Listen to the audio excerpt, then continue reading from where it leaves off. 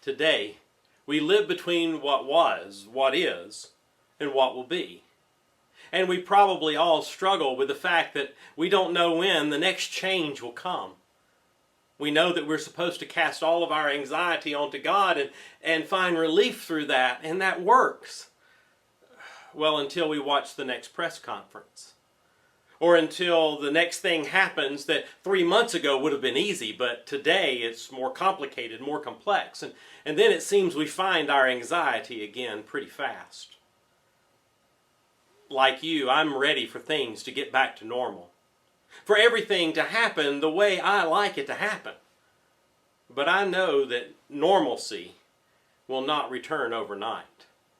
So I wanted to share with you today that we are working to find as many answers as we can to as many questions as possible and solutions to as many problems that we encounter. First and foremost, we are working on how and when we will be able to worship again in person. I miss that more than you will ever know, but we will not rush it because your safety, your health is too important to us. As we think about the potential, that potential of possibly worshiping together in June, we're developing plans for how do we prepare and sanitize the space for worship, and how do we social distance during worship, and as we move around the building, and how do we handle several services each Sunday to accommodate as many people as possible, and we're waiting to hear how many people that could be, how many people will be allowed to gather at one time for a worship service. We don't know if in-person Sunday school will be able to begin the same day that in-person worship begins, because we're looking at issues around social distancing in our classrooms that might be too small to accommodate. Once we have determined the official date when in-person worship will start again, well, we will send out additional information to you, so that you will know all that we have been through and all the decisions we've had to make, and that will get us all ready so that we can remain safe, even when we come back together. We're also working on the issues related to possibly reopening our day school, and even looking ahead at how will we handle summer days, the summer days program through our day school. Well, as we look again into the month of June, we are trying to answer a lot of questions. As you probably know, our program is larger than most church-related day schools and even many of the independent day schools in our community. And so we're determined to protect the health and safety of our students and our staff whenever it is that we come back together. We're working with recommendations from the CDC, the Jefferson County Department of Health, and the State Office of Health, and DHR, and the Bishop's Office, as well as turning to a team of medical professionals from our church. We know that when we open, we're going to have to, we will have to make changes and some adjustments in order to protect the health of our students and our teachers. But their health and their safety is that important that we'll do what we need to do.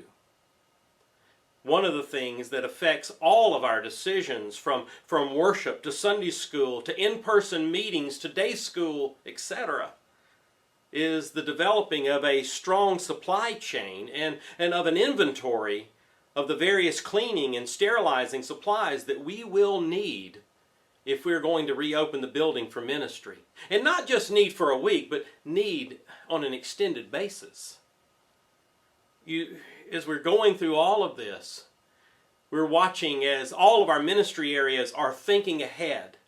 We're seeing many of them being as flexible as possible as they look forward to what ministry will be like across the coming months.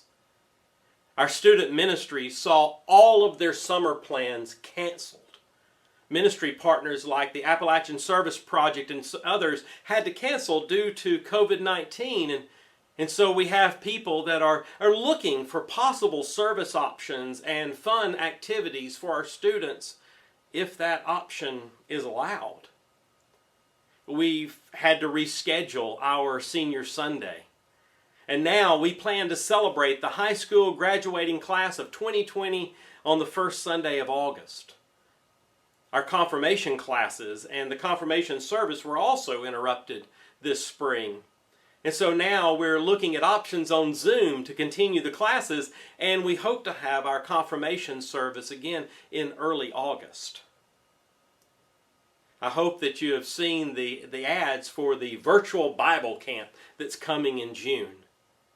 We know that social distancing would make our traditional model very difficult, if not completely impossible.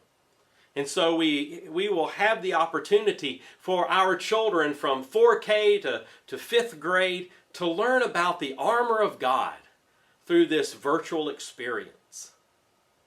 Like I said, we're caught in this place between what was and what is and what will be. And I am constantly amazed at the number of ways that our ministry leaders are reaching people and keeping them connected.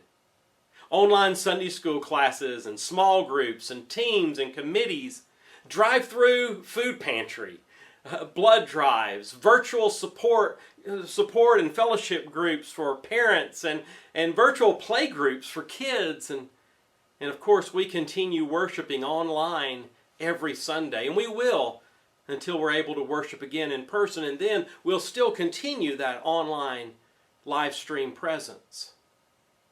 We can't wait to be back together again. But until then, we are continuing to find as many ways as possible to stay connected with you.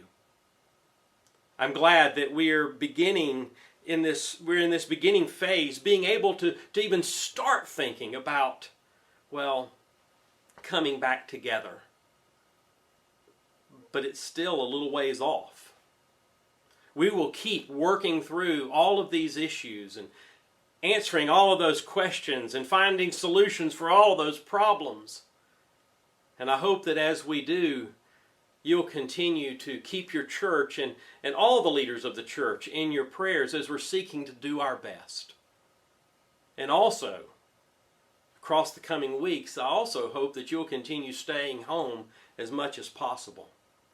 Sheltering in place may be flattening the curve, but that isn't the same as finding a cure. We're still waiting for a vaccine, and we still need to practice social distancing to protect ourselves and to protect each other. This Thursday, May 7th, is the National Day of Prayer, and I hope that you will pick a time during your day to stop and to pray for our church, our city, our state, our nation, and our world. Pray for a vaccine. Pray for those who are sick. Pray for those who mourn. Pray for the healthcare workers and the essential workers. Pray for our leaders. Pray for God's will. Pray for the faith to be shared. Pray for hope and joy and for peace to be found. It's an honor to be your pastor, and you are always in my prayers. May God bless you.